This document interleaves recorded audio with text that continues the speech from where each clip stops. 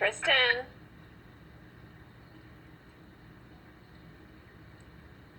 Called the house 8:10, January 29, 2014, Wednesday.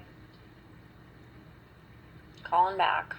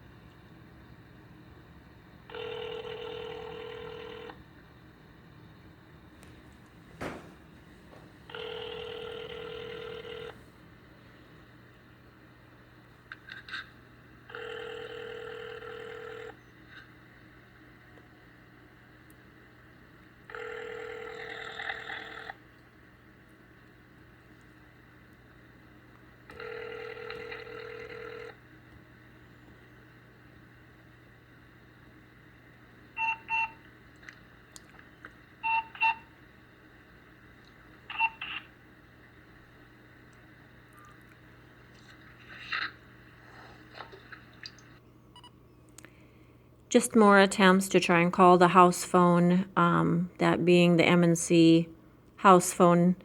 So there's no way that they could not have known that Tristan was answering phones, that the calls were coming in, that I was attempting to contact Tristan and Jordana. Jordana, when she was out of Mike and M&C's house, then would tell me that the beeping noise meant that they had just unplugged the phone.